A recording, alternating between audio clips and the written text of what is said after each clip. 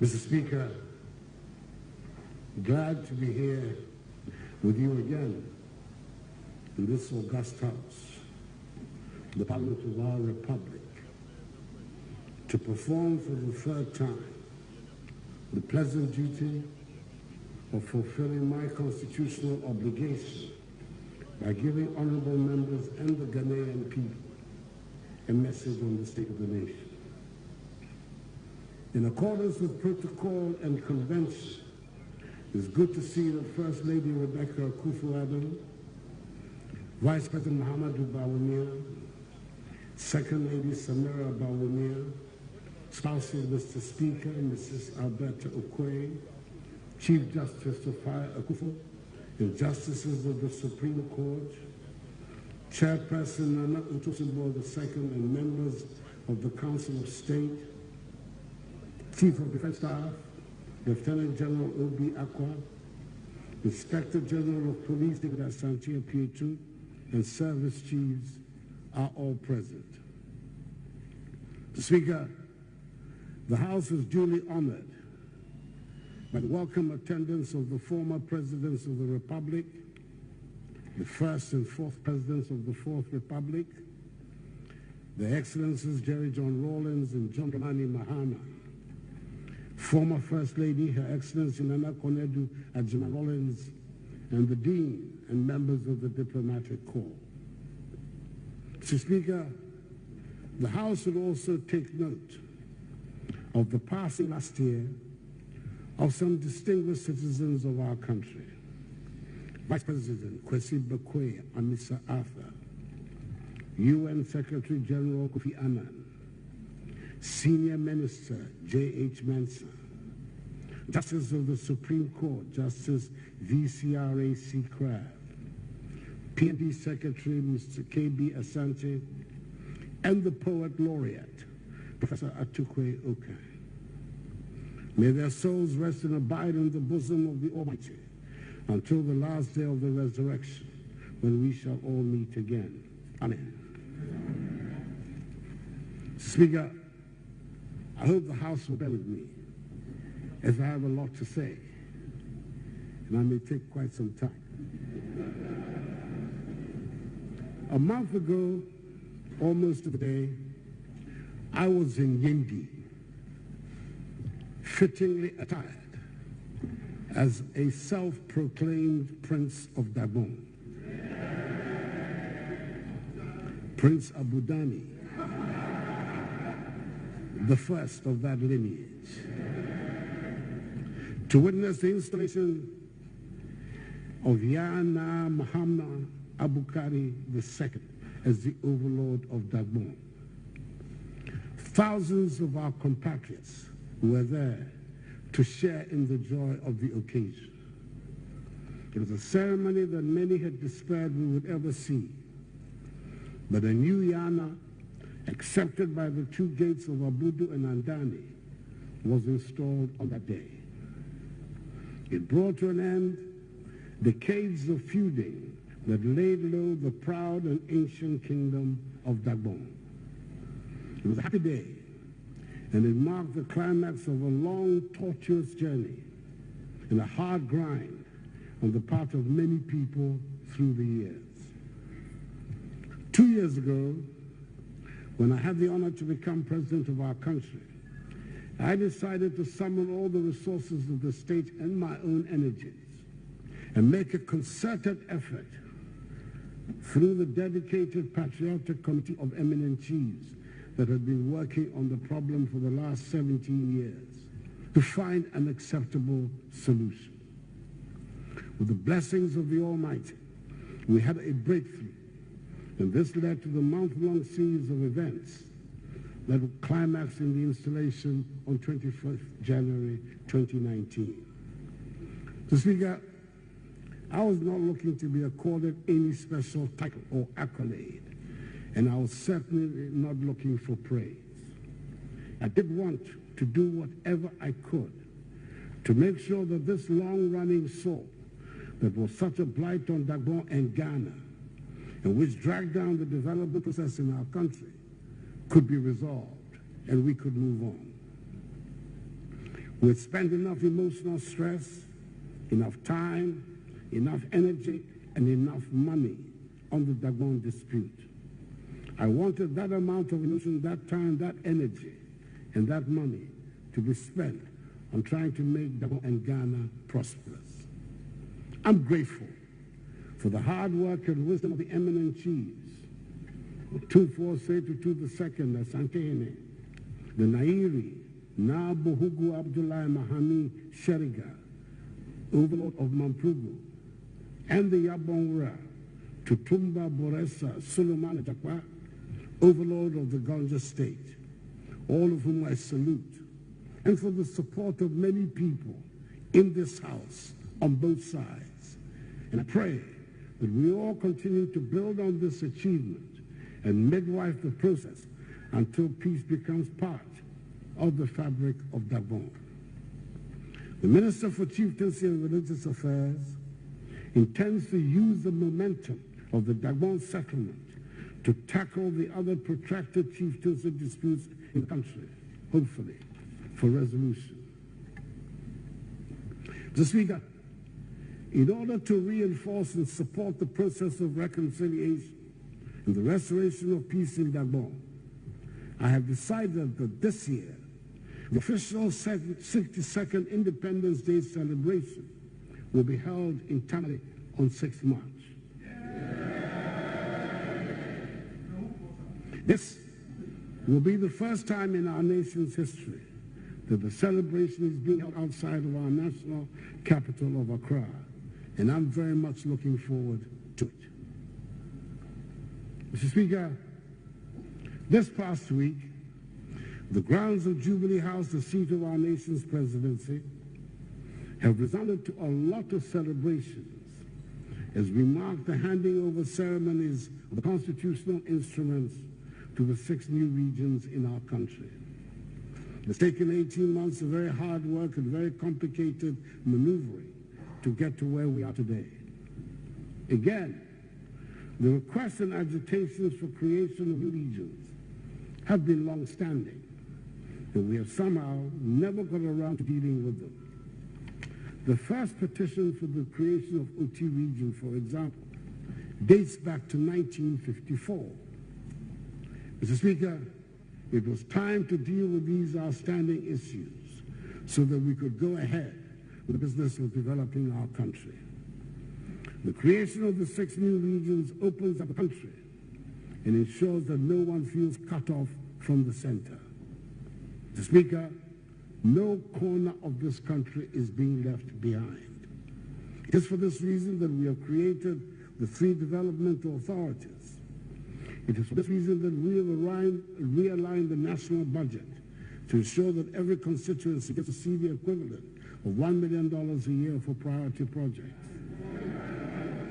Mr. Speaker, I'm able to state, and every member of this House should be able to testify, that work is going on in each of the 275 constituencies around the country. The water and toilet provision segment of the Special Development Initiative is taking place in every constituency. We came to office with a plan, Mr. Speaker, and I'm happy to say that we're working and delivering in accordance with that plan. Mr. Speaker, now that the regions are in place, we have the singular opportunity to avoid the old mistakes of urban planning that have made some of our towns and cities such unattractive places. The lessons will seem to show that the political capital does not necessarily have to be the site of all the institutions, and this will guide us in the setting up of the new regions. Indeed, when designating the capitals of the new regions at the ceremonies at Jubilee House last week, I made it clear the government is committed to the equitable distribution of government structures and institutions across the regions. We will keep to the commitment. Mr. Speaker, we have also embarked on another aspect of our ambitious decentralization program. That is the exercise to expand full democracy to local government. In addition to the creation of 38 municipal and district assemblies, and the addition of 29 districts to the status of municipalities, the bill for the amendment of Article 55(3) of the Constitution is being gazetted to pave way for the direct popular election on partisan basis of metropolitan, municipal, and district chief executives. It is expected that a referendum will be held on the bill alongside the unit assembly and district level elections in 2019.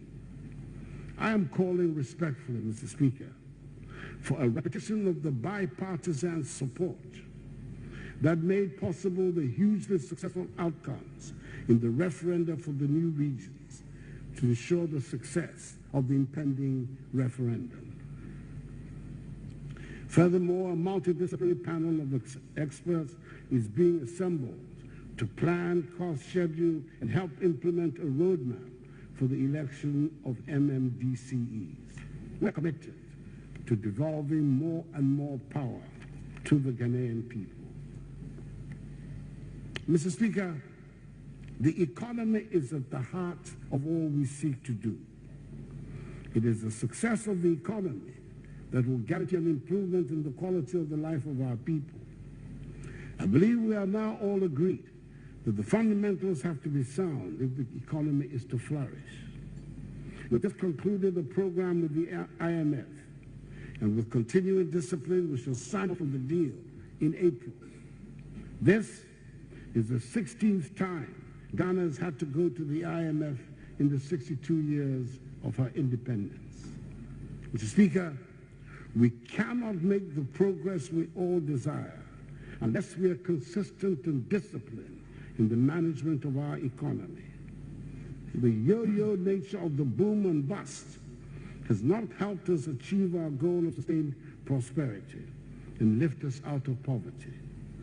We have gone through another round of painful impositions to get to where we are today with healthy fundamentals. Mr. Speaker, production in the economy, as measured by real GDP growth, has picked up very strongly in the last 2 years. From 3.4% in 2016, real GDP growth increased to 8.1% in 2017. In 2018, provisional data for the first 3 quarters indicate a strong real GDP growth of 6%, higher than the annual target of 5.6%. Real GDP growth for 2019 is forecast at 7.6%. Ghana's recent GDP growth has placed it among the highest in the world. The fiscal deficit is being brought down from the 7.3 of rebased GDP in 2016 to a provisional 3.9% of GDP at the end of 2018.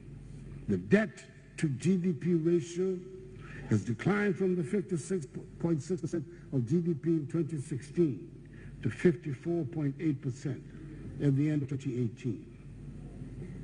Inflation has dropped from 15.4% at the end of 2016 to 9.9% in January this year, the lowest in 6 years, as announced by the Ghana Statistical Service last week. Interest rates are declining, and so is the Bank of Ghana monetary policy rate. Our trade balance account, for the first time in more than a decade, recorded a surplus in 2017 and is expected to remain in surplus. In May 2018, a $2 billion Eurobond was issued for 10 years of $1 billion each, with coupon rates of 8.62% and 7.62% respectively. And these were the lowest rates and the longest maturity in our history, signifying confidence in the economy. It comes as no surprise, therefore, that today Ghana is the leading recipient of foreign direct investment in West Africa.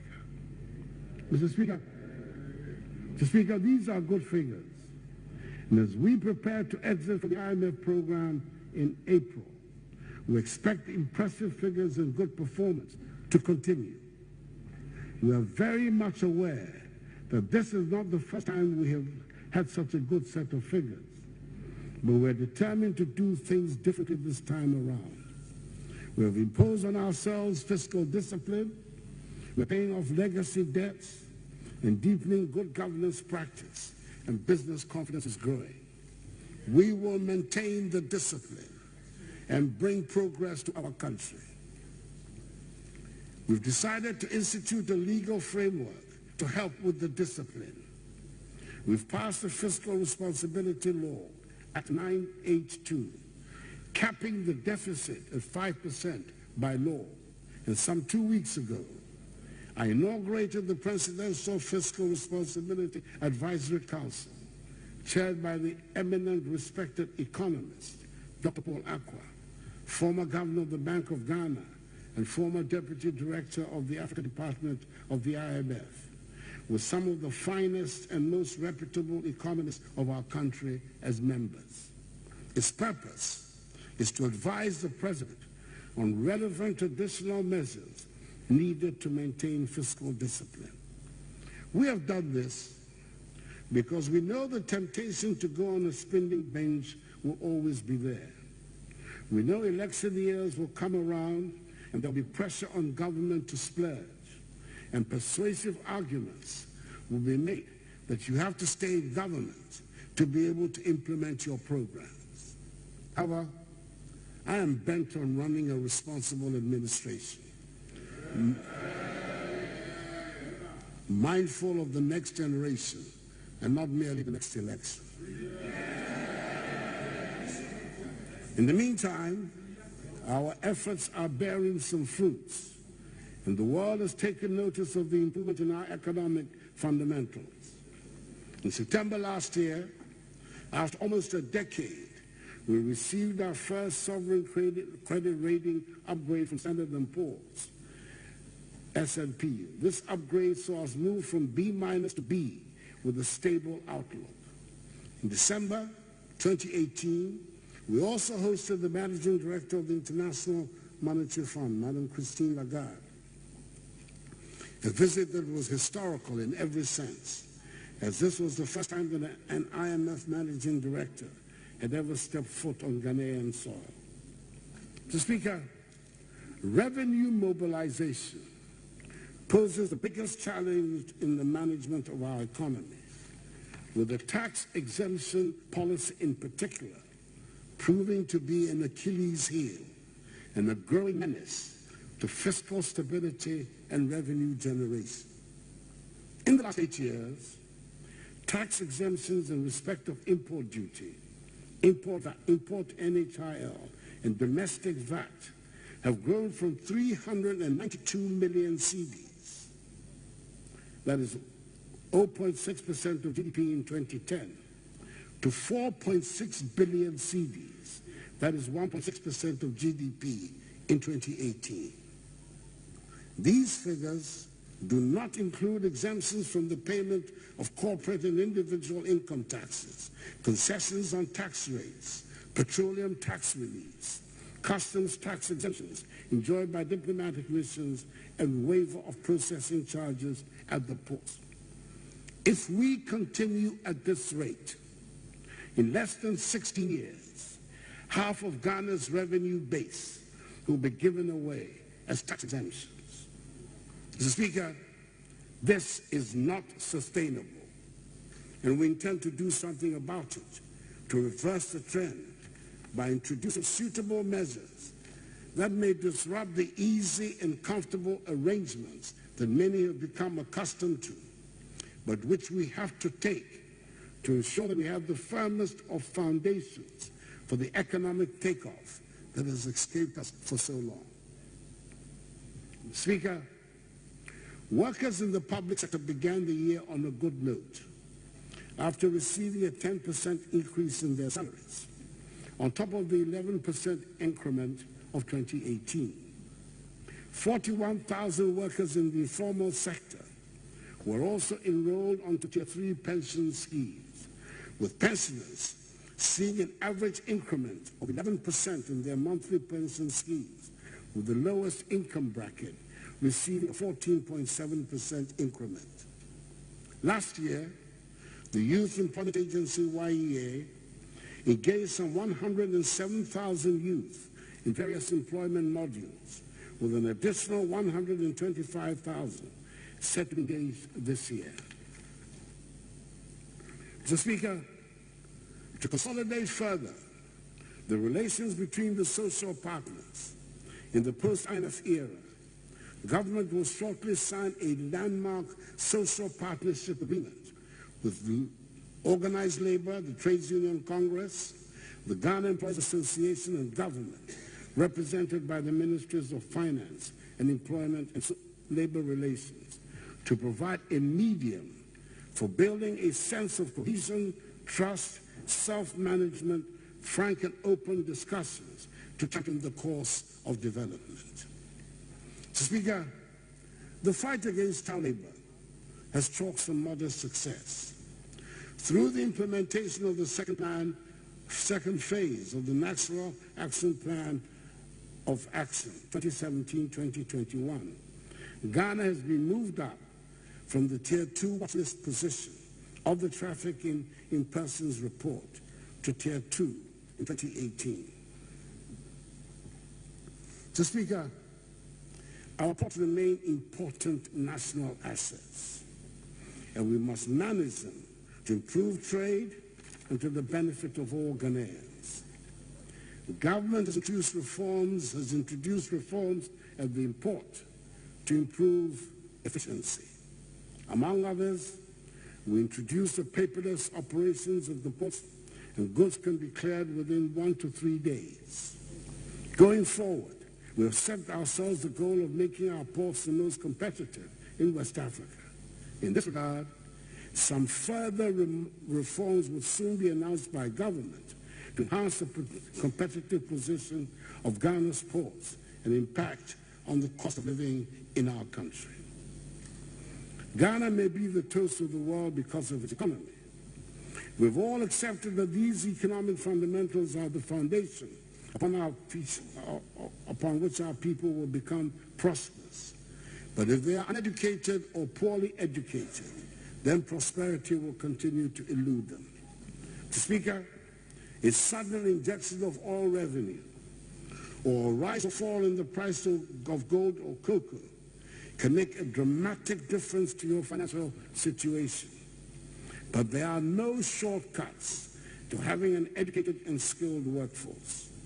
We have no choice but to provide our young people quality education and lifelong learning opportunities for every Ghanaian.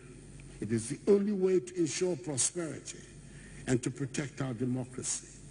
We are not sparing any efforts to make education in Ghana of the best quality and fit for the needs of the 21st century. In September 2019, a new standard-based curriculum will be rolled out from kindergarten to class 6 in primary schools. This curriculum has drawn upon the best practices from all over the world and will focus on making Ghanaian children confident, innovative, creative thinking, digitally literate, well-rounded patriotic citizens.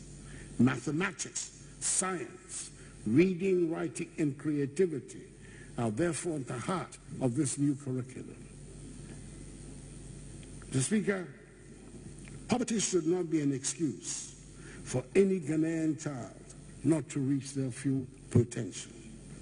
It therefore warms my heart that we are now able to say that education in the public sector is free from kindergarten to senior high school, and that this year legislation will be passed to redefine basic education to include senior high school.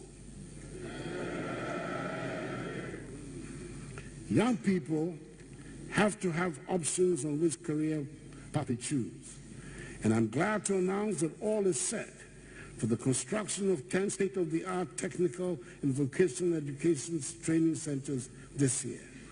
For far too long, we've preached about the importance of TVET without doing very much to demonstrate this importance. We send or urge young people to go to poorly equipped TVET centers, and we're surprised that they are not keen. The new TVET centers will be world-class and attractive to assure young people that they're not being sent to second-best options. We're also bent on demystifying science, mathematics, and technology. 10 science, technology, engineering, and mathematics STEM centers are being built around the country to provide support for the introduction of STEM into basic education after the completion of a successful pilot phase. We can be sure, therefore, that Ghana's young people will be able to acquire skills that will put them at par with their peers anywhere in the world. The importance of science, technology, innovation has led me to appoint a Presidential Advisory Council on Science, Technology, and Innovation to advise the President on how to infuse the application of science and technology in the development of our nation. A council headed by distinguished scientist, Professor Edward Ayuso. Speaker, we shall bring before Parliament this year a tertiary education policy bill that will bring all the public universities under a common law and make the administration of the public universities less cumbersome. Mr. Speaker, a well-motivated and remunerated teacher is at the center of our quality education and comprehensive teacher policy. This has started with the upgrading of the initial teacher education certificate to degree status and the move to put the teaching profession up there with other professions in terms of respect and exclusivity. Currently, many of our teachers who complete the 3-year diploma in basic education at our colleges of education go on later to do a 2-year top-up first degree by distance learning at the University of Cape Coast. This means that in addition to the extra amount of money spent on getting a degree, it will take them not less than 5 years to get one. With the introduction of the 4-year Bachelor of Education degree, teacher trainees will now obtain their first degree at the end of their schooling. This ensures that they enter the teaching service as university graduates. Mr. Speaker, when our children master the connection between science and their everyday lives, we would reach a stage in Ghana where we would be rid of the many diseases born of filth and poor hygiene that are still part of our lives. Pursuing these goals, we need to remind ourselves repeatedly that health is wealth, and it is only a healthy population that can make Ghana prosperous. In May 2018, Ghana won accolades at the World Health Assembly for having eradicated trachoma, an eye disease that has plagued us for a long time. Today, our National Health Insurance Scheme is buoyant. Government has paid up the 1.2 billion arrears we inherited and brought the operations of the NHIS back to life. On 19th December 2018, the introduction of mobile renewal of membership was launched. Since then, there have been on average 70,000 members renewing their membership every week by dialing *929# on any mobile network. Soon, in collaboration with the National Identification Authority, Ghanaians will be able to register, renew, and access health care services using the Ghana card. We have to thank Dr. Samuel Arnold's brief but productive stewardship as CEO of the National Health Insurance Authority. For that, I wish him well in his retirement. To deliver health care to Ghanaians more efficiently, in 2018, government granted financial clearance for the recruitment of 11,118 health personnel to increase existing clinical staff.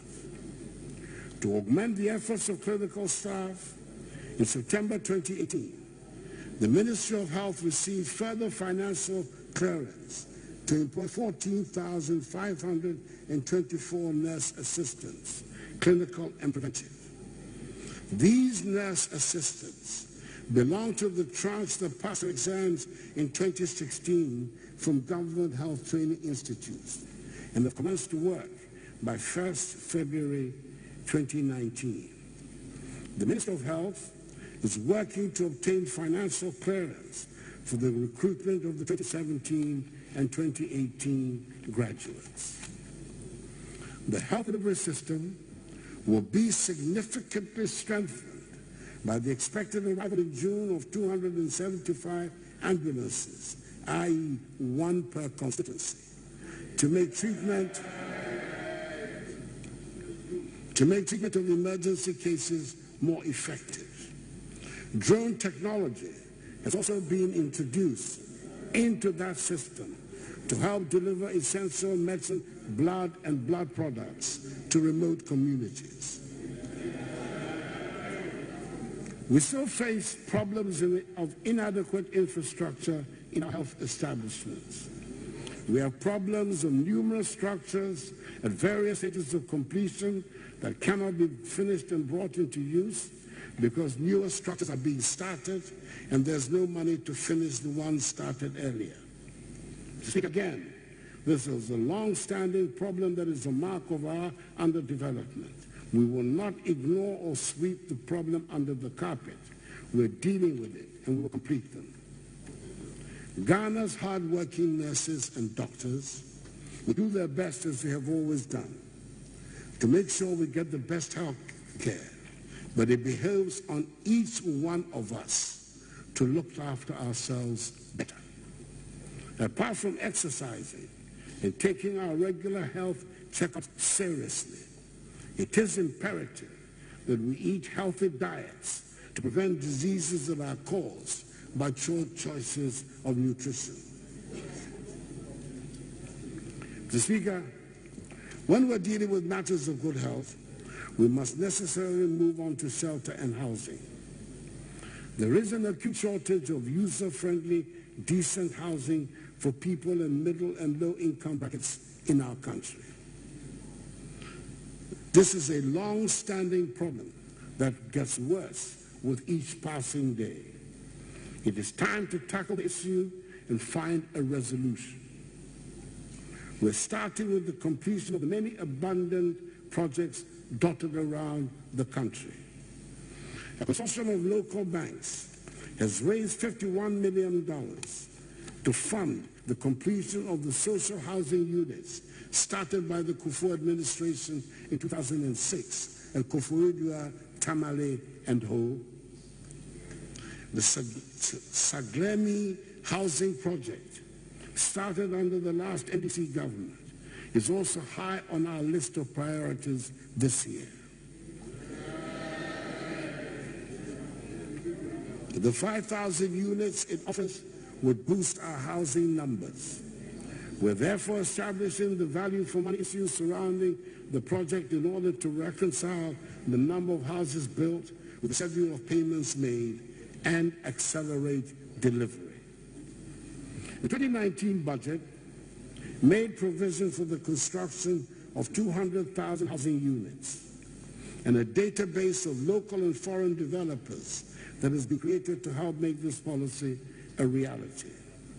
Land banks have also been secured in several towns across Ghana, where factories producing prefabricated building materials can be sited for this huge construction effort.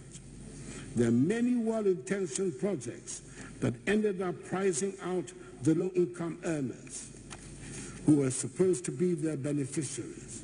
We're determined to learn the lessons from past projects. The Ministry of Finance is working to launch a 1 billion Ghana cedi housing fund that would target low-income earners.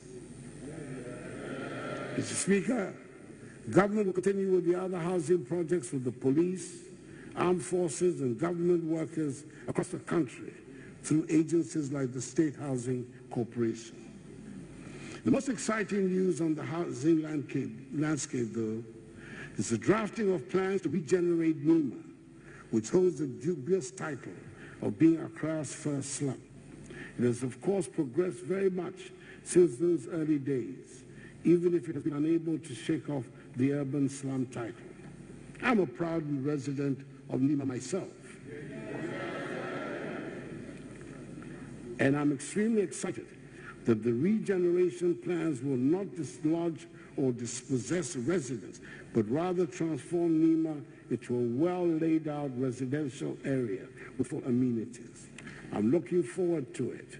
Good work that is being done by the Ministries of Inner City and Zongo Development and Works and Housing. Another big problem is that of poor drainage in our towns and cities, which leads to flooding during the rainy season.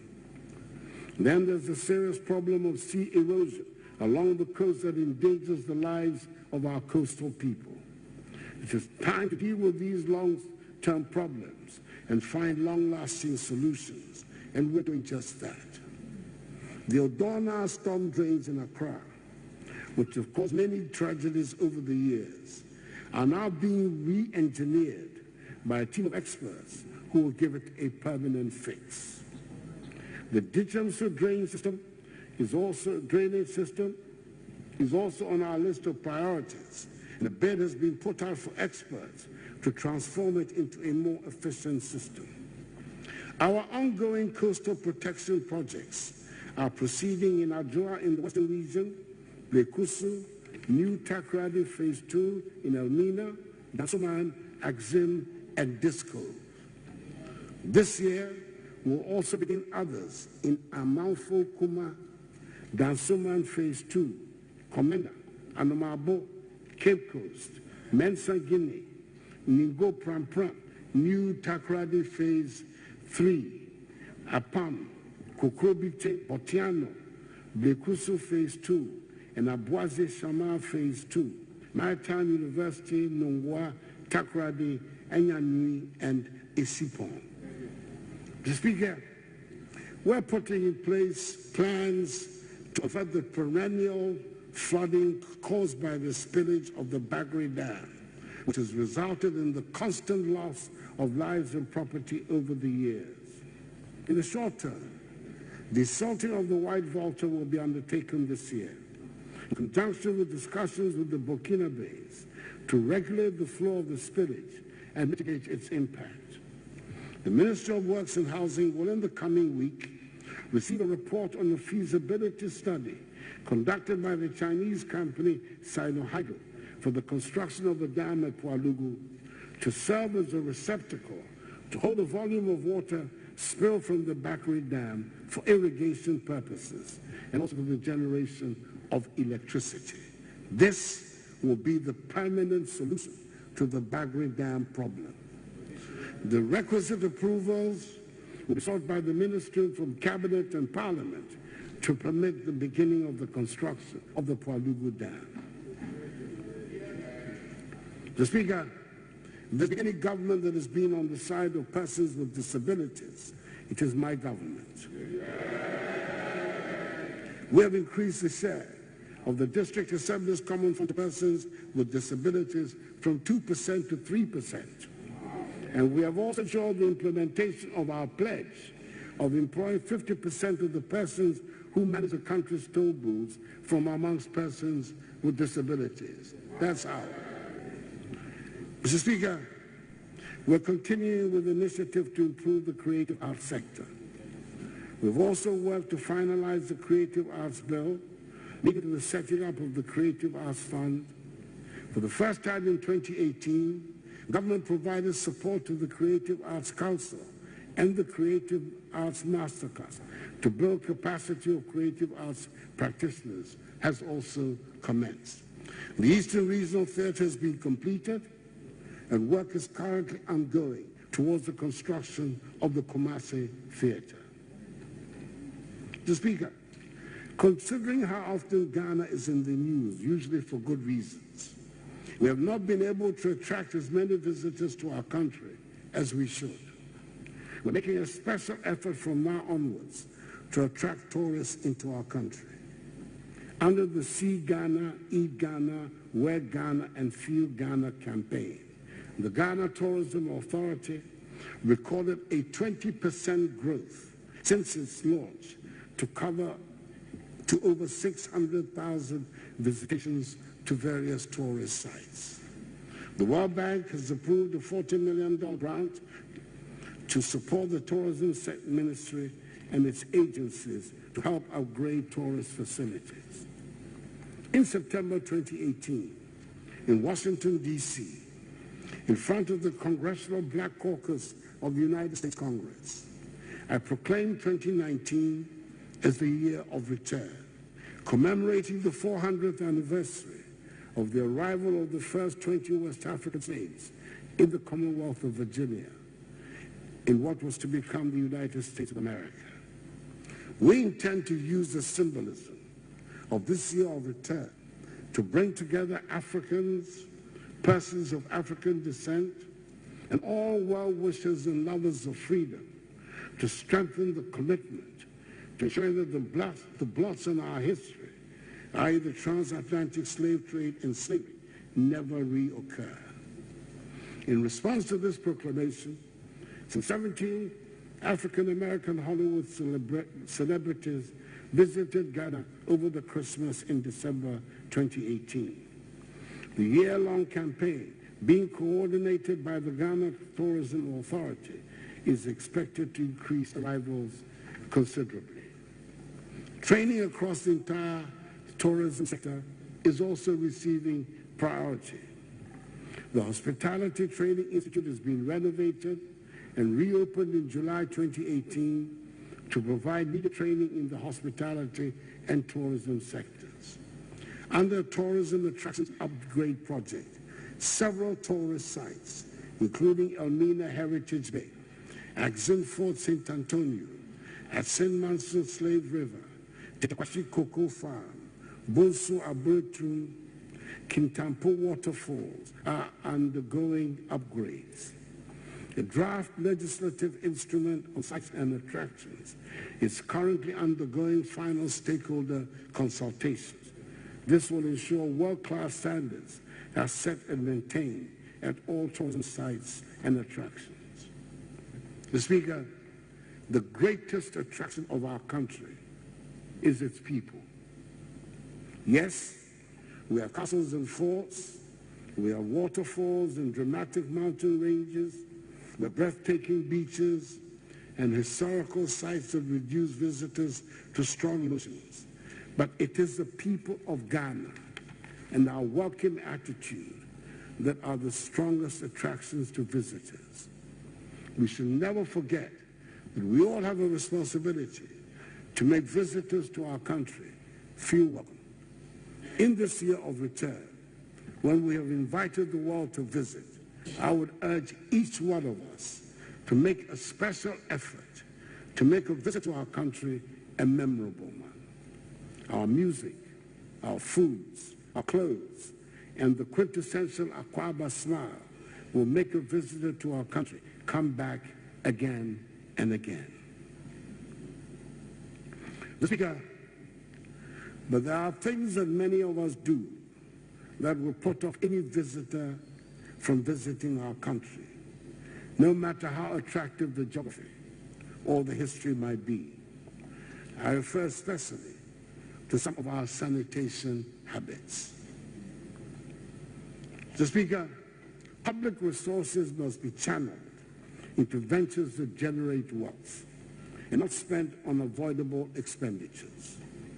The cost of clearing and cleaning up our cities and towns after those who litter has become prohibitive.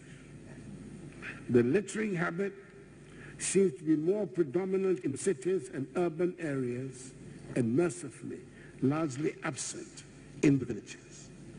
Last year, I reiterated before you my pledge of improving sanitation in the country and making Accra the cleanest city in Africa by the end of my term.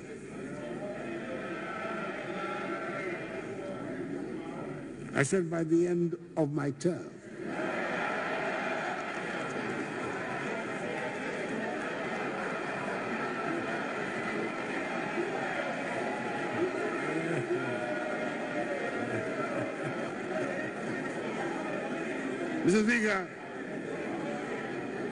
Mr. Speaker, There's been a significant improvement in sanitation, even though I acknowledge more can be done. However, this is currently the state of play. We've witnessed an increase in the coverage of solid waste management from 16% to 53%.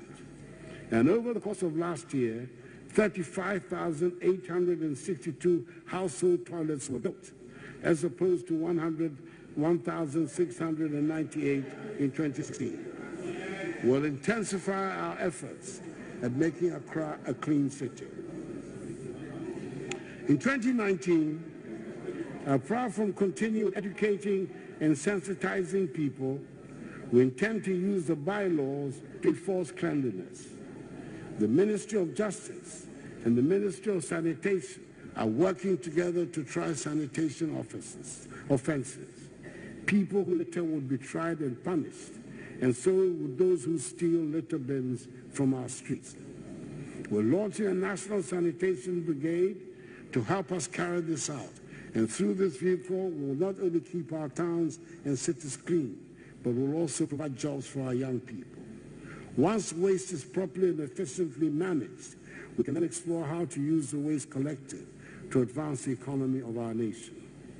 A cursory look around our cities and towns will show us that plastic filth is our biggest problem. We intend to solve this problem through the internationally recognized priorities of waste: reduction first, followed by reuse, recycle, recovery, and lastly, disposal, which is to be avoided whenever possible. Government has prepared a plastics management policy with the overarching aim of meeting the challenges of comprehensive plastic management.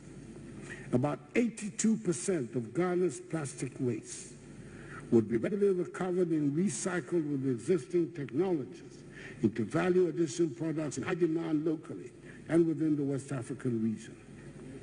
A vibrant recycling industry in Ghana could recover nearly 1 million tons of waste plastic from the environment and landfills annually to be recycled into basic need products valued at 2 billion cedis per year, creating many jobs across the economy. Currently, extensive discussions are being concluded with investors on the most sustainable options available to rid Ghana of this plastic filth menace. Mr. Speaker, we're also tackling the problem of electronic waste head-on. On August 20, 2018, I launched the National E-Waste Program to mark the commencement of two key provisions of the Hazardous and Electronic Waste Control and Management Act 917. These provisions empower the external service provider, SGS, to verify, assess, and collect the advanced recycle eco fee on all electrical and electronic equipment from all exporting countries, and also to establish a state-of-the-art recycling facility at Addo, whose construction will begin in April. Not only will we solve the problem of waste disposal in an environmentally friendly manner, setting up the recycling facility will lead to the creation of over 20,000 direct jobs through the establishment of associated holding centers in each regional capital and collection centers in each district. Mr. Speaker, it is unfortunate that in 2019 we'll still have to revisit this topic.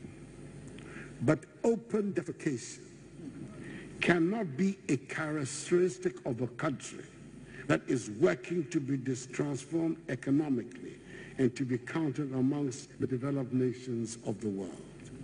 Emphataye, Esawo. That is why it is absolutely imperative that we make a success of our one house, one toilet policy. The community-led total sanitation program is being implemented in over 4,500 communities in 130 districts to achieve open defecation-free communities. And we must continue with that program. Mr. Speaker, Affordable and reliable energy is absolutely critical to realizing our vision of economic transformation. I'm happy to announce that gas production tripled during the year from 100 to 300 million cubic feet per day. The Ministry of Energy is undertaking steps to remove the transmission bottlenecks, the transmission bottlenecks, to ensure that Ghanaian gas can reach power plants located in the eastern part of the country. And I'm confident that by August this year, the situation would have been fully remedied to ensure Ghana uses locally produced gas for the bulk of its thermal power generation, saving substantial amounts of foreign exchange on imported fuels. Government is committed to achieving an electricity generation mix that ensures diversity and security of energy supply. For this reason, we will continue to promote the deployment of renewable energy in line with our policy target of 10% renewables in the energy mix from the current 1%. Another justification for renewable energy is that in spite of Ghana's excess electricity generation capacity, we can still not achieve our universal access target because there are many Ghanaian communities, especially those on islands and lakesides, that cannot be reached through the national grid. For example, there are currently 200 island and 2,000 lakeside communities that require mini-grids from renewable sources to meet their energy needs. To reduce government's expenditure on utilities and also promote the use of solar power for government and public buildings, the Ministry of Energy initiated the solar rooftop program. The ministry is leading by example with the installation of a 65-kilowatt solar rooftop system at its premises. Jubilee House, Mr. Speaker, will also be powered, as from August this year, by solar energy. As an example to other public institutions. In fact, Ghana's government's target is to install up to 200 megawatts of distributed solar power by 2030 in both residential and non-residential facilities in order to reduce government's liabilities to ECG PDS Ghana Limited. Renewable energy has also become a necessary addition to our energy sector because it has become increasingly cheaper and is key to the implementation of our international obligations under Sustainable Development Goal number 7 on access to affordable, reliable, and sustainable energy, as well as Sustainable Development Goal 13 on urgent action to combat climate change. There's been good news, Mr. Speaker, with the recent announcement by Aker Energy of one of the biggest oil finds in Africa. Mr. Speaker, this has led me to think that an NPP government must be good for Ghana.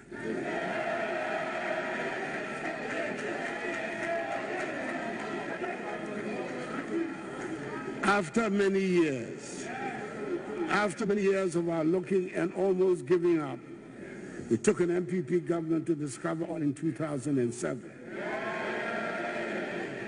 In 8 years of NPP administration, 13 oil blocks were signed and not a single one was developed. The first one signed in 2017 under my government, which was with Aker, has led to the second biggest oil discovery in Africa.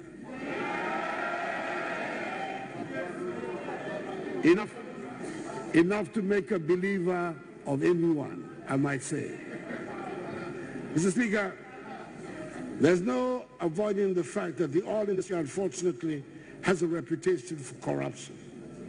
Since the discovery of oil in our country, there's been heightened anxiety amongst our people that we do not fall into the same trap of the oil money benefiting individual officials to the detriment of the state and the general public. On the fight against corruption in the oil industry and to aid transparency, we've established a national register of contracts on which all the petroleum agreements signed by the government have been published. This provides a platform for citizens to scrutinize the oil contract signed by government and accords with the international call for contract transparency. We've also signed the General Petroleum Regulations, which provide for the disclosure of beneficial ownership information of companies operating in Ghana's oil and gas industry. This will ensure that people do not hide in the shadows to appropriate oil blocks to themselves at the expense of the citizens of our country. The interest of major oil companies in Ghana has become dramatic. Today, oil companies such as the American giant ExxonMobil and the Norwegian conglomerate Akufo have signed petroleum exploration agreements with Ghana. Through the launch of the Ghana oil and gas licensing rounds of 2018, the bidding process for the allocation of new petroleum rights to prospective investors, the first such exercise in our history. Other global players such as BP, China National Oil, Offshore Oil Corporation, and Total have expressed interest in coming to Ghana. Mr. Speaker, be it in the oil industry or manufacturing or retail, every day demonstrates the urgent need for our own businesses to develop and flourish. We have put in place the mechanisms to train young entrepreneurs and to help establish businesses with a stimulus package to expand their companies. Under the Presidential Support Program, 1,350 startups and small businesses have benefited from the Special Government Business Support Program. Beneficiaries receive between 10,000 and 100,000 CDs each at a special interest rate of 10% instead of the average prevailing market rate of 26%. This is designed to help grow and expand their businesses and will create about 30,000 direct jobs. 18,000 jobs have already been created under this program. This is the first time in Ghana's history that there's been a deliberate, systematic, and coherent national support for startups and small businesses. Businesses which benefited included agro-business and agro-processing, information communication and technology, tourism and recreation, sanitation and waste management, health, food and beverages, green and ecological businesses, sports and real estate. Already established businesses are also receiving help, with an amount of 230 million Ghana cedis being disbursed among 16 companies under the stimulus package. This has led to the creation of 8,500 to 10,000 direct and indirect jobs.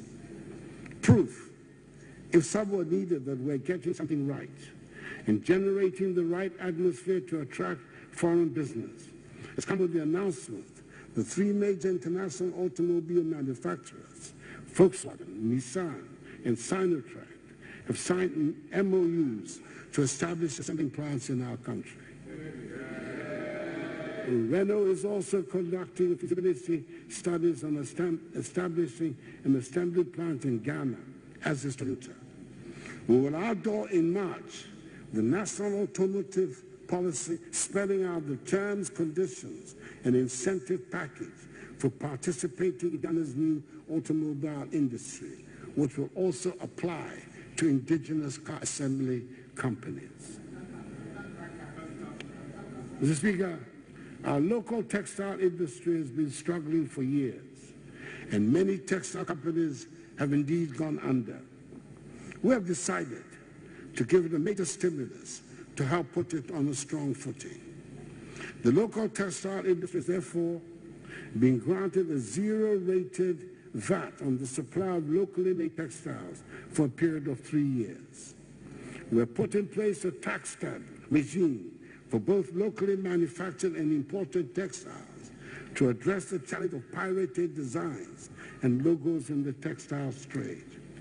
The teleport has been designated as a single entry corridor for the importation of textile prints, with a textile task force in place to ensure effective compliance and reduce, if not wholly eliminate, smuggling of imported textiles. A new textile import management system has been instituted. also to control importations of textiles. Mr. Speaker, the one district, one factory policy has taken off.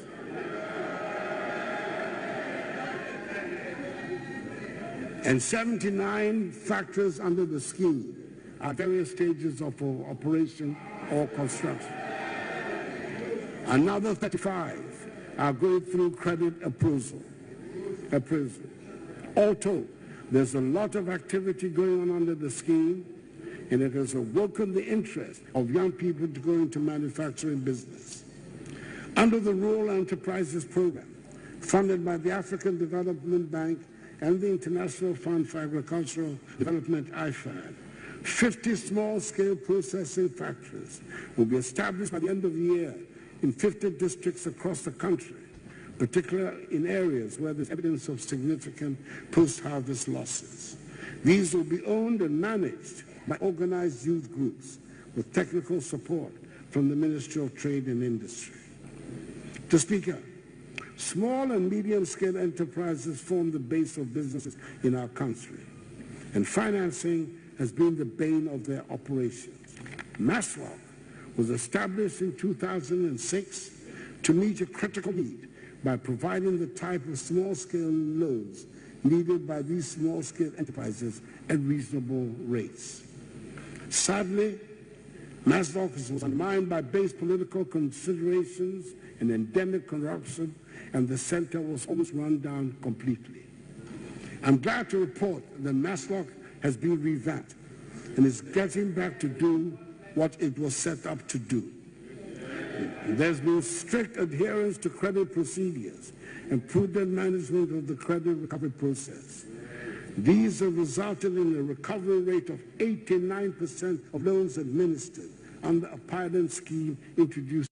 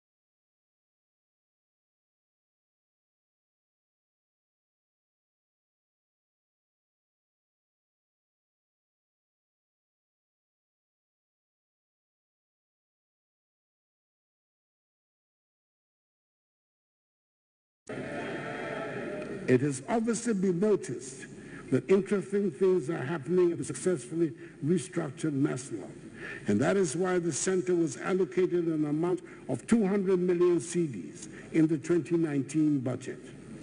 Such an amount is unprecedented in the history of Maslow.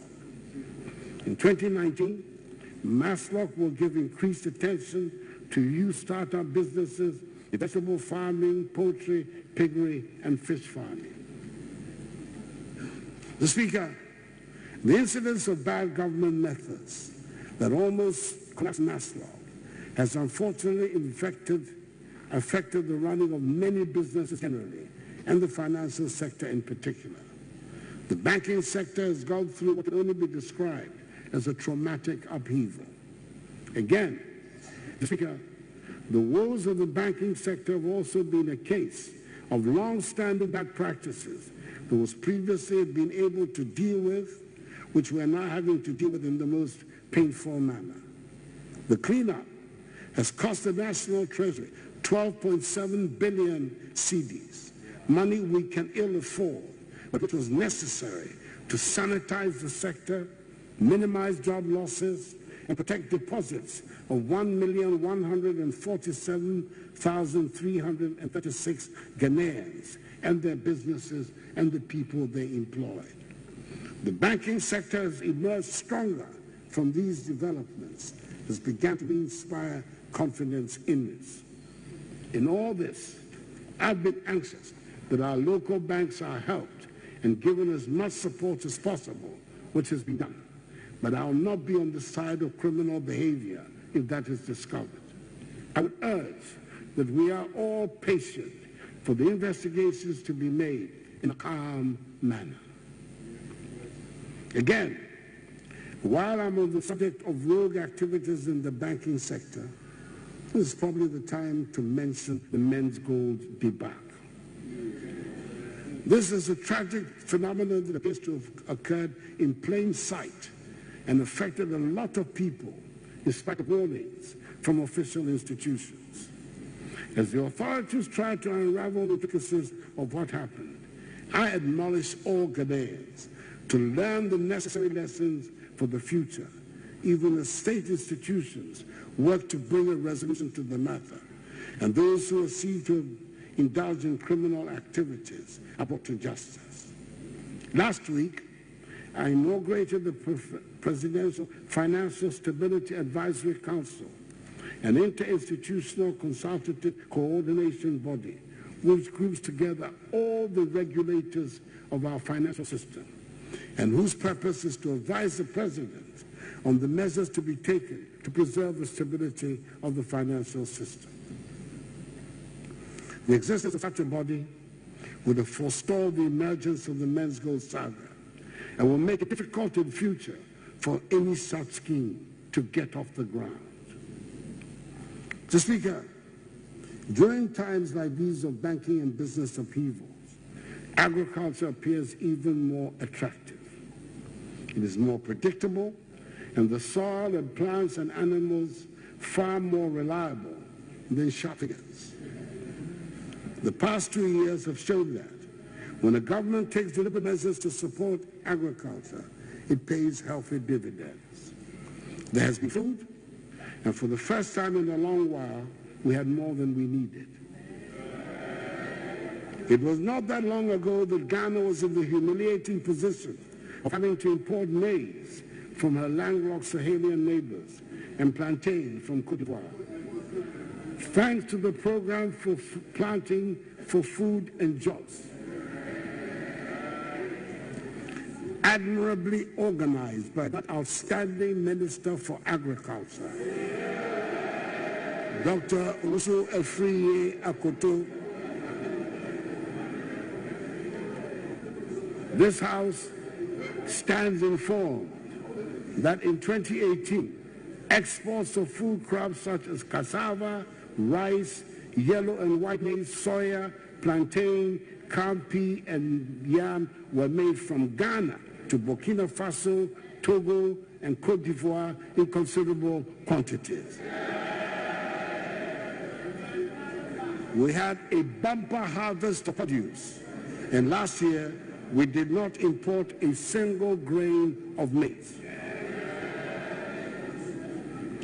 Based on the successes chalked in 2017 and then in 2018, the ministry took giant strides to scale up the Planting for Food and Jobs campaign in 2019 and to introduce new models of the program. 4 of such new models are the Greenhouse Villages program, the Planting for Export and Rural Development PERD program, the Rearing for Food and Jobs RFJ campaign, and Mechanization Centers program. We are hoping that the success will lead to a fundamental change in attitudes towards farming practices, and the sector will be truly transformed. Bumper harvests and increased food production in general will be the norm and not a surprise once in a while. Extension services will be extended, and our farmers will have the confidence to know that theirs is a worthwhile business from which they can and will get healthy remuneration and respect. This year, Mr. Speaker, the Ministry of Fisheries and Aquaculture Development plans to implement a flagship program, Aquaculture for Food and Jobs, AFP, complementary to the Planting for Food and Jobs initiative, to reinvigorate and boost the aquaculture industry. Priority will be given to youth entrepreneurs, distressed farmers, second cycle and public institutions to set up and operate fish farms across the country. This program will offer participating individuals and groups the requisite inputs such as cages, fingerlings, fish feed and training to be able to establish their own farms. The EFJ will be implemented for 3 years from 2019 to 2021 in collaboration with the Nation Builders Corps and the school feeding program. It is expected to create some 7,000 jobs and an extra 33,628 metric tons of fish to our domestic fish production. Piloting of the AFG has already started at James Camp Prison. For traditional fishing, government will collaborate with the private sector to facilitate the provision of 5,000 outward motors and 55,250 bales of prescribed fishing gears through the fisheries associations. To promote the effective and efficient distribution of premixed fuel, we will continue to use the premixed fuel tracking system and audit landing beaches measures, which have ensured that since November, there's been no report of premixed diversion, a marked improvement from the past. To modernize the fishery sector, $185 million of loan money has been earmarked for the construction of 12 landing sites and 2 fishing harbors in selected fishing communities in the country. Phase 1 will kick off in March at Axim, Mumford, Winneba, and Tessie. Recently, I cut the sword to commence work at the Jamestown Harbor Complex, which, like the development of Almina Fishing Harbor, is part of our plans for the fishing sector in 2019. Mr. Speaker, as is well known, our lands and water bodies have been under extreme pressure for some time. Farming lands have been destroyed, and rivers that used to provide safe drinking water and fish turned into toxic water bodies. This is why we placed the ban on all small-scale farming, so we could find ways to deal with illegal mining, or galamsey, as it is popularly called. The ban on small-scale mining has now been lifted, but not on galamsey. Some of our water bodies have shown remarkable signs of rejuvenation. River Ankobra, for example, looks restored to life. Indeed, some fish have even been seen in the Ankobra for the first time in a long while. But the battle against galamsey is nowhere near being won yet, and I appeal to all citizens to be part of the battle to keep our lands and water bodies safe. As I have said on several occasions, this government cannot be against mining. It bears repeating that with the Almighty having blessed our land with so many precious minerals, mining inevitably will be part of our lives. That is why I had the pleasure of reopening the Anglo Gold Obuasi mine on 22nd January 2019, which had remained effectively closed since 2014, in fulfillment of a campaign pledge I made to the people of Obuasi on 15th July 2016. Speaker, I'll continue to keep my promises to the Ghanaian people.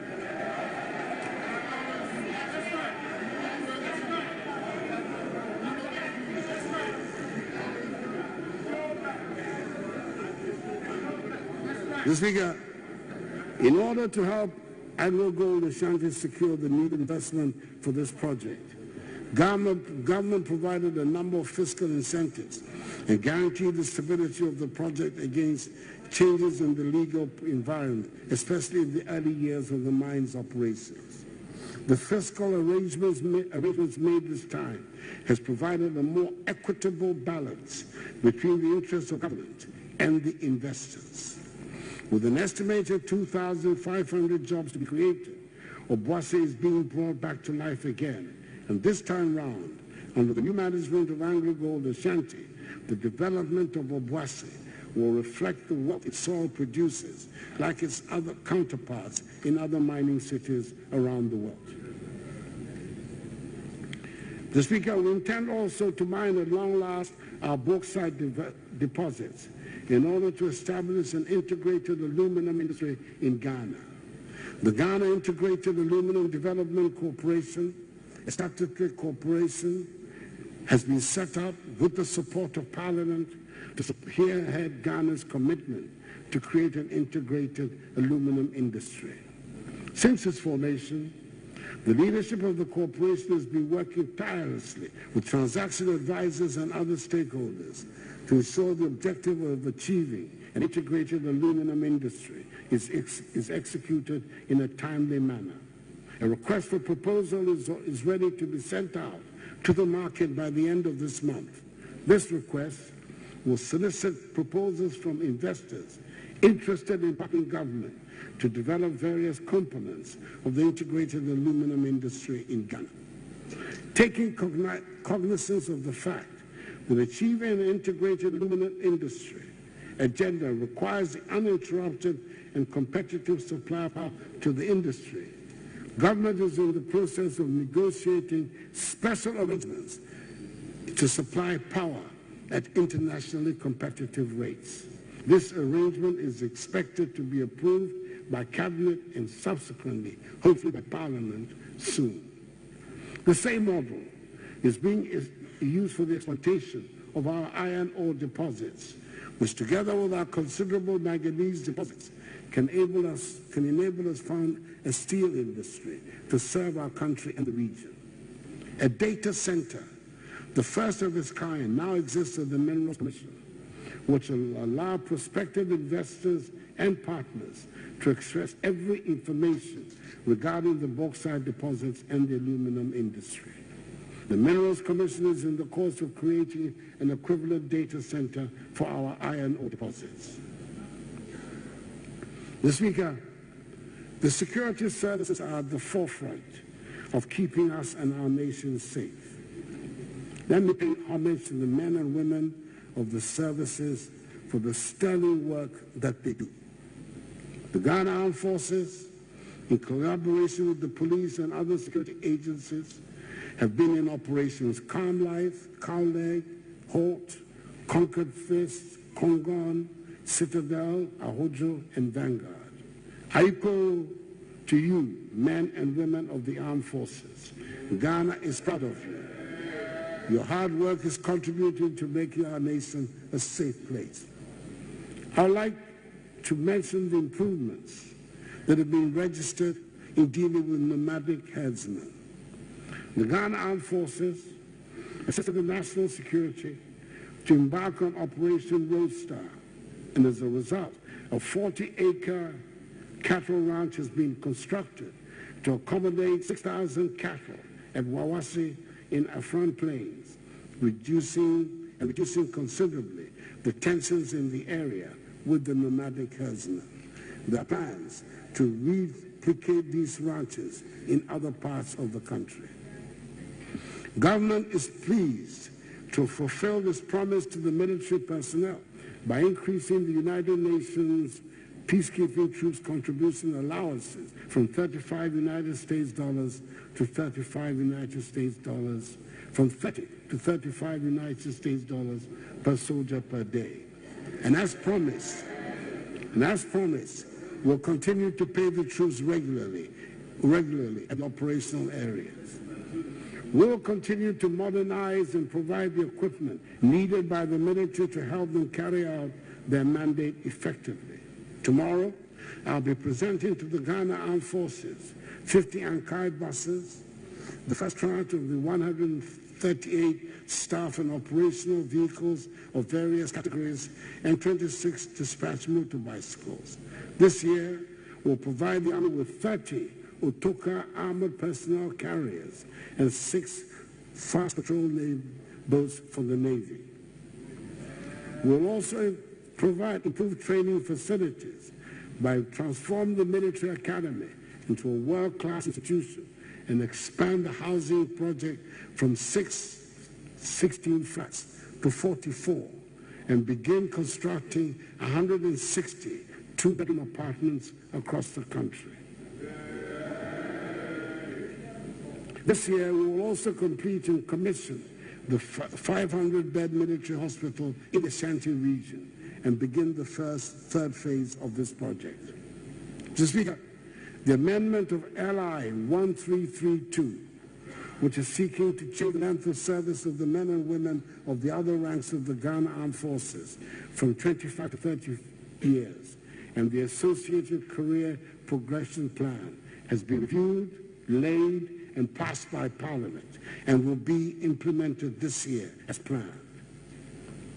Mr. Speaker, it is the police that we, the other citizens, have to deal with in our everyday lives. It is therefore not surprising that often the police come in for a lot of criticism from the people. Speaker, as is the case with many of our institutions, things have deteriorated for a long time, and we have to accept the abnormal as normal. We have been busy this past year supplying the police with equipment, cars, motorbikes, drones, and other vital policing equipment. Financial clearance has been given, and they are in the process of recruiting up to 4,000 men and women into the service. That is the first.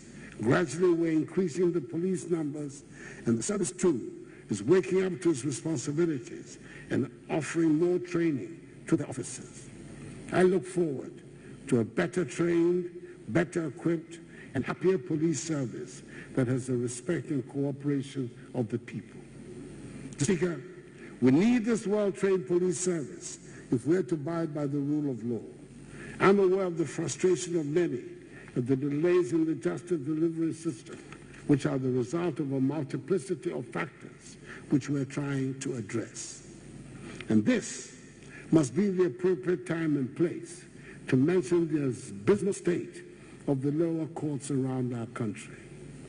Many people must have seen on television the barely concealed outrage of the Chief Justice as she's been going around examining the courts. It is obvious that most of the lower courts are not fit for purpose, and we must provide suitable structures for our law courts. Discussions on how to raise the money are currently ongoing, and I'm optimistic that a solution will be found. Mr. Speaker, I'm pleased to know that there appears to have been a marked change in the Ministry of Justice. No longer do we have people bringing frivolous claims against the state because they know the case will not be defended and they will get judgment debts. I believe the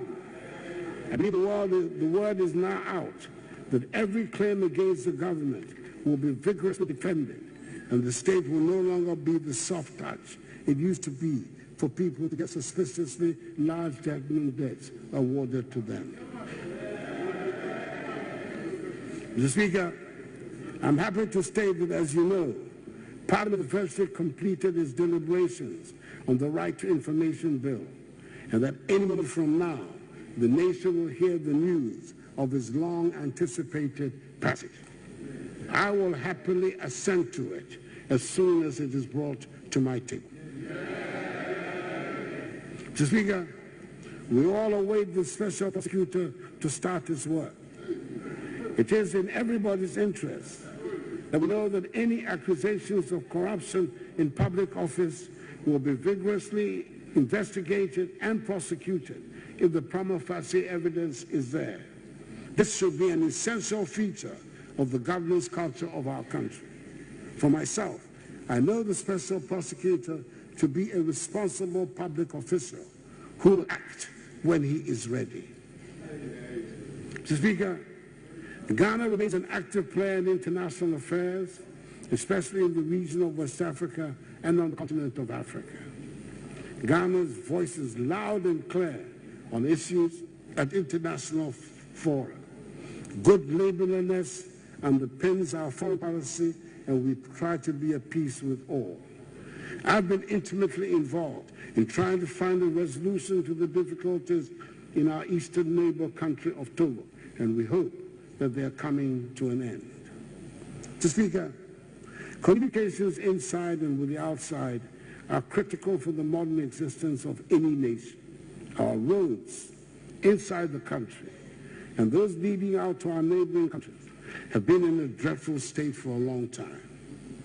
Everybody has by now heard about the arrangements we have made with the Chinese company SONA, and it is a matter of great relief to me that I'm able to say that work will not be starting on the roads that have been designated to be part of that project. It is worth stating that we're very much aware that there are many more roads that do not come under the SONA deal, which are also in a bad way, and we continue to seek ways to build a road network worthy of our nation. I'm glad, Mr. Speaker, to be able to report that the Accra to Tema railway service has started running on the refurbished line. The opening of the Accra and SONA line has been postponed because sand winds have undermined the ground underneath the track near Pokwasi. It is now being repaired, and the service will start hopefully by the end of February. If we want the railways to work, we would all have to take an interest in and stop the activities of encroachers on the railway lands. The rehabilitation of the narrow gauge line will continue from Nsawam to Koforidua. Work is continuing on the rehabilitation of the Kujokrum to Takwa section of the Western Line, while work on the standard gauge section from Kujokrum to Manso is ongoing. Apart from all the investments being made, the government is committing an extra $1 billion United States dollars to the development of the new railway network. $500 million will be applied to the development of the Western Line, and $500 million will be applied to the first of the Kumasi to Paga section of the national network. The development of the Tema-Ouagadougou railway line is also progressing steadily. 12 shortlisted companies have been invited to proceed to the next stage of the procurement process. This year, land acquisition will commence beyond the Volta River at Mpakanai, and the strategic investor will be selected. To sum it up, the railways are coming in a big way into Ghana, and we shall open up our country for the development that we all desire. Mr. Speaker, government recognizes the significance of aviation to our country's economic and social development. Operations of the Kumasi, Tamale, Takoradi airports have been revamped with the resurgence in domestic airline operations through the introduction of new domestic operators like Unity Air and Passion Air. Soon, the flag of Ghana will be flown again as we have identified strategic investors to launch a home-based carrier. Whilst we embark on the protracted process of building roads and railways to open up our country, we're doing so with modern technology. Mobile technology has almost covered the entire country, and broadband internet connectivity is available in many places. There are 1,200,000 registered and verified addresses through the National Digital Property Addressing System. In other words, we've joined the modern world, gradually leaving the right turn at the blue kiosk and opposite the coffee broke man seller behind us. People are able to renew their national health insurance cards in minutes in the comfort of their own homes. You can now renew your driving license and register a car in half an hour, register your business online, and acquire a passport in a week without any of the difficulties that used to come with trying to get any of these things done.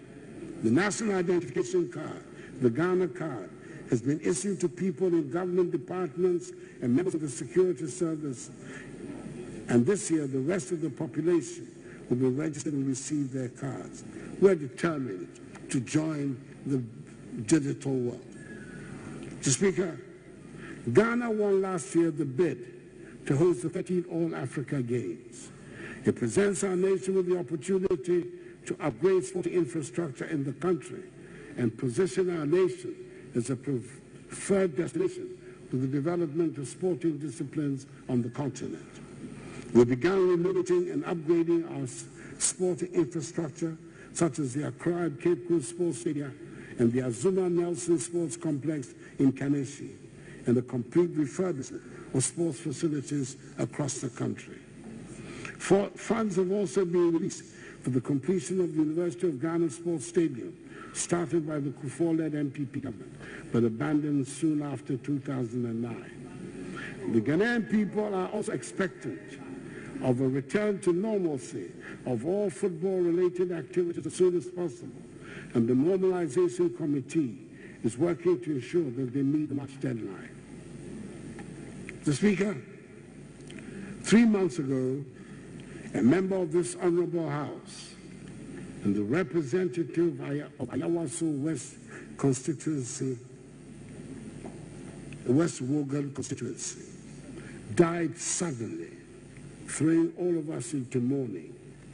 On 31st January, 3 weeks ago exactly, a by-election was called to elect a replacement for the late Emmanuel Chiramatin Ejako. May his soul rest in perfect peace. During the course of that morning, some events took place in that constituency which led to an uproar in the country. My first instinct was to let the police do their investigations and then prosecute if they found evidence of criminality. The narration that this was another incident of, quote, normal by-election violence, unquote, caused me to expand my response. Indeed, Mr. Speaker, recent by-elections in Akwatia, Etiwa, Chereponi, Tanansi, and Amenfi West have been marked with violence, and some people still have their physical and emotional scars to show for it. I could have sat it out, as some did for Akwatia, Etiwa, Chereponi, Tanansi, and Amenfi West, but I decided that that would not be the interest of Ghanaian democracy. The time has come to put an end to the phenomenon of politically related violence. The only way in our system to begin to deal with such a situation is through the work of a commission of inquiry. Thankfully, I got 4 responsible Ghanaians of independent spirit who agreed to serve on the commission. I hope the findings and recommendations of the initial commission will enable us chart a path to ending politically related violence in our country. The events of last Monday in Kumasi, where a meeting of the national and regional executives of the opposition National Democratic Congress was broken up by acts of violence, leading to the tragic death of a citizen, have reinforced the urgent need for us to find that path. I want to use the platform of this message to make a sincere, passionate appeal to the leaders of the 2 main political parties in our country, MPP and NDC, to come together as soon as possible, preferably next week, to agree on appropriate measures to bring an end to this worrying and unacceptable phenomenon of vigilantism in our body politic.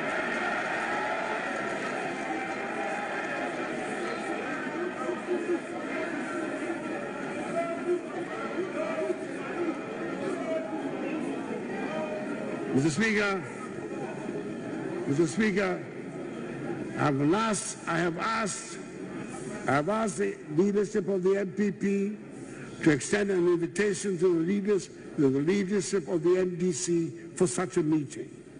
The security services of the country will be on standby to assist this meeting.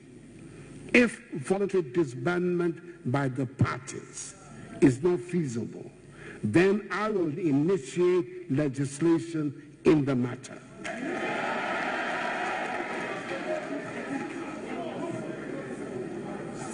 Vigorous debate, and the exchange of ideas should be the true basis of political dialogue and competition in our country, not the activities of party vigilante groups. Mr. Speaker, What was tolerated over the years cannot and must not be accepted anymore. We must not take our peace and security for granted, not for a moment. Our children and grandchildren will not forgive us if we were to compromise our peace and stability. I will not permit that to happen under my watch. Our forebears paid too high a price with their blood and toil to bequeath to us this beautiful nation. And the lives of our citizens are too precious to waste. So, Mr. Speaker, let us come together, shoulder to shoulder, hand in hand, and let us all be guided by the inspirational words of the second stanza of our national anthem. Hail to thy name, O Ghana. To thee we make our solemn bow. Stand fast, steadfast to build together a nation strong in unity. With our gifts of mind and strength of arm, whether night or day, in the midst of storm, in every need, whatever the call may be, to serve thee, Ghana, now and forevermore.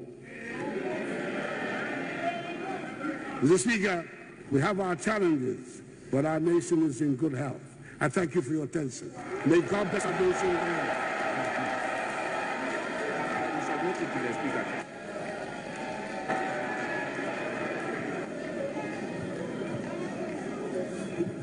Congratulations. Thank you very much. Bless you.